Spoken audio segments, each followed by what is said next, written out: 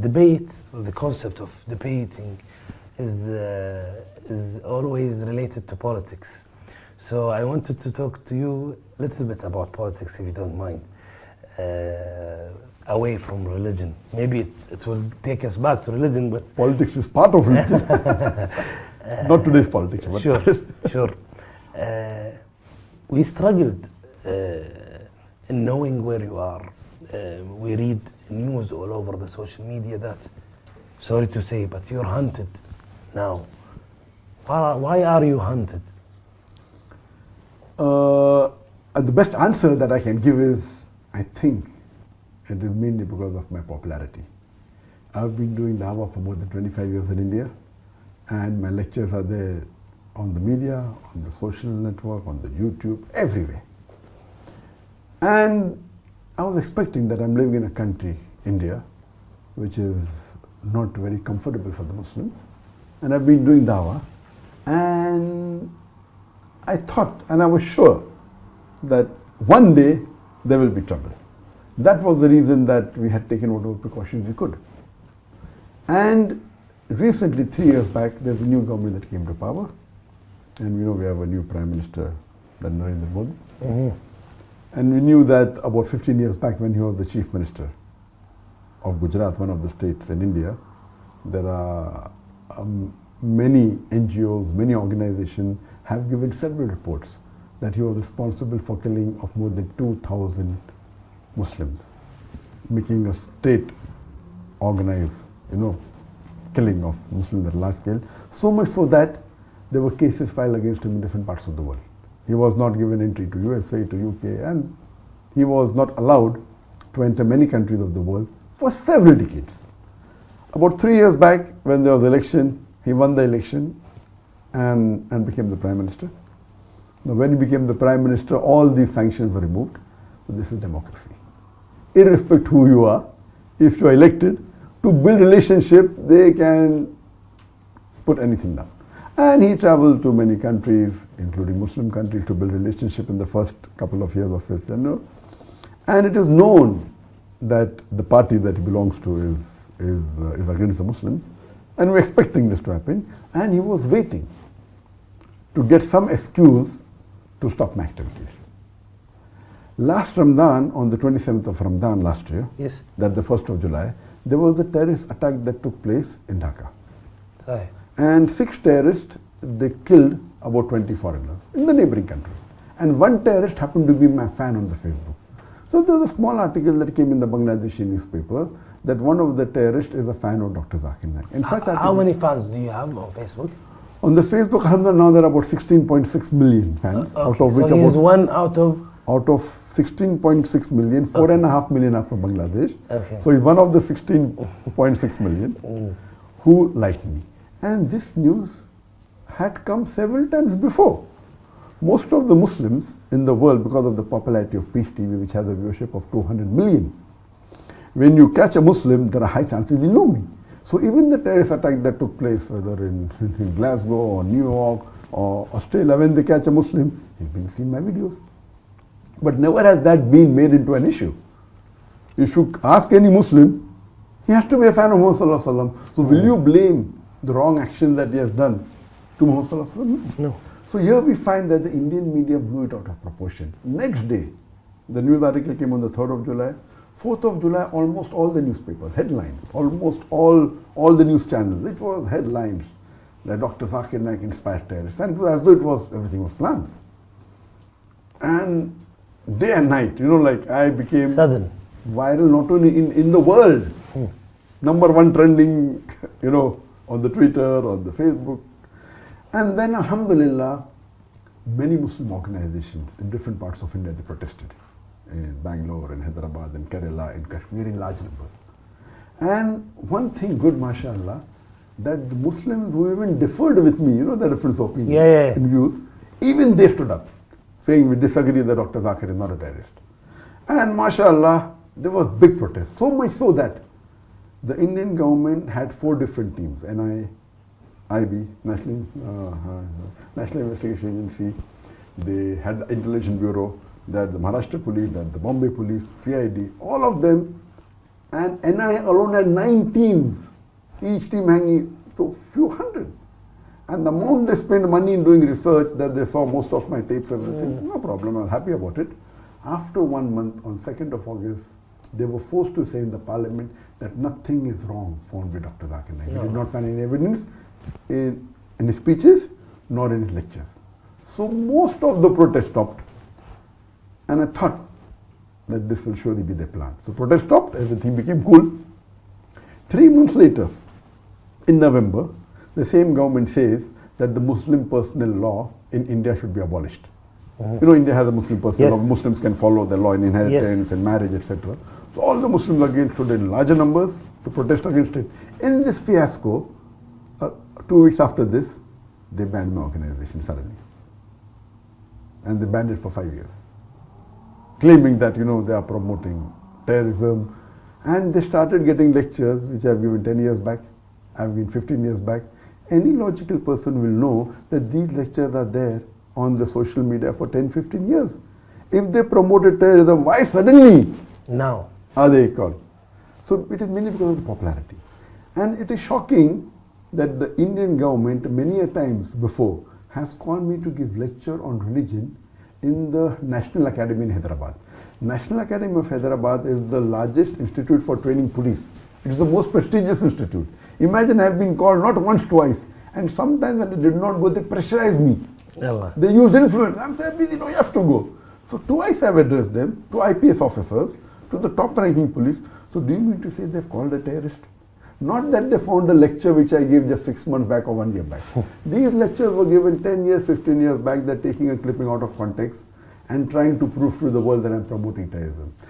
And as you may be aware, that the World Economic Forum has said that the second most unjust media in the world is the Indian media. Never ever in the history before has anyone who has been so popular, so well known, his life is open in the media like an open book.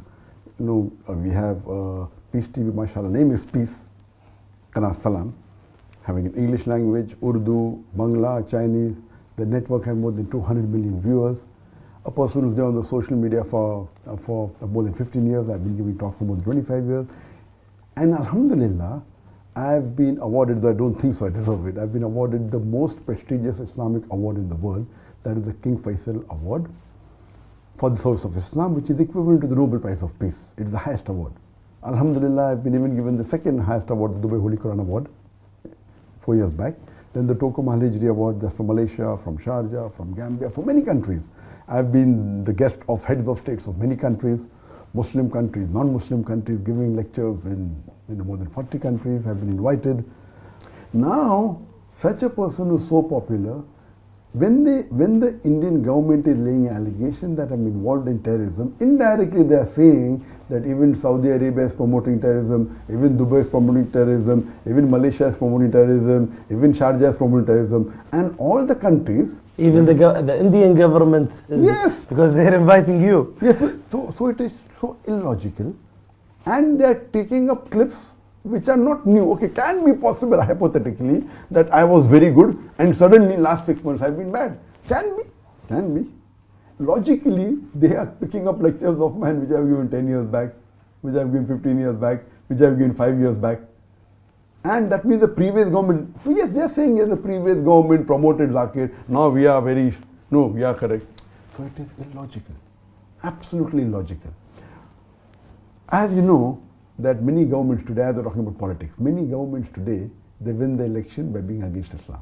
And we have examples, what they're having in US. The more they speak, they get a better vote bank. That's what's happening in India. They openly speak.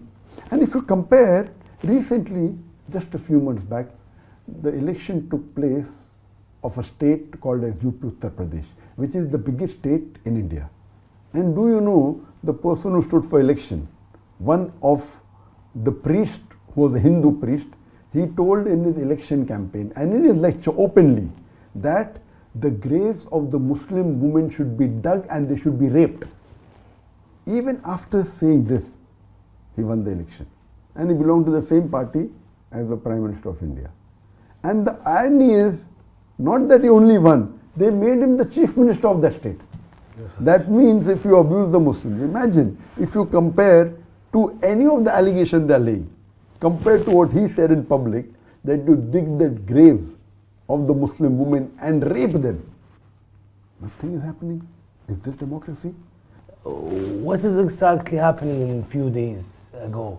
Why is it now more critical than ever? Yes, previously it was more localized and the Muslim Indians supported me, alhamdulillah. When they called me for interrogation on 31st of January, I did not receive any official letter from them. What I was hearing from the media. When I heard from the media, my lawyer gave them my email. And when I got the email, I replied on the email. I'm willing to come on video conferencing. I'm willing to do a Skype interview. What you want, I'm ready to cooperate. What do you want? They are laying allegations that I'm doing money laundering.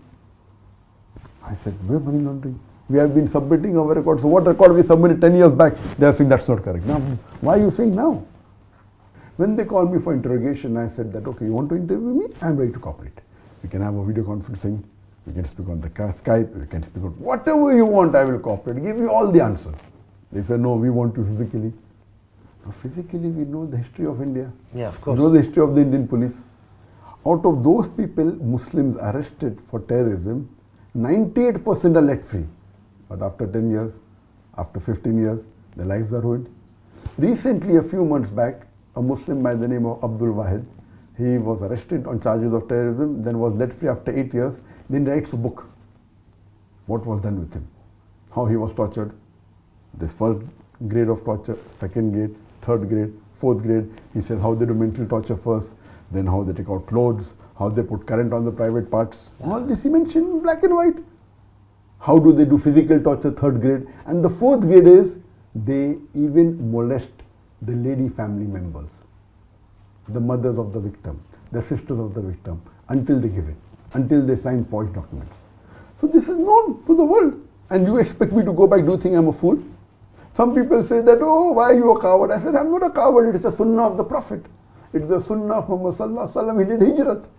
Right. When it's difficult to practice your deen and propagate your deen there, India, by law, we are allowed to preach and propagate our religion. I did not break a single law of the Indian law, not a single. It's allowed by law for me to preach and propagate and practice my faith. Muhammad sallallahu alaihi wasallam is the best example. And alhamdulillah, it's a blessing of Allah subhanahu wa ta'ala that it took us out of India at the right time. The times are getting from bad to worse. And I was aware that, mashallah, you see on the videos, there are non-Muslims, there are Hindus who respect me. The majority of the Hindus, they are good. They love the Muslims. It is these politicians who actually instigate them to do action against the Muslims. Now in India, Muslims are being lynched because on allegation that they're eating beef, they're hanged in public. He didn't have beef, he had meat. And then the police is saying, we'll do investigation whether it was beef or meat. Nonsense. You're hanging a person in public. So now the times in India is very bad.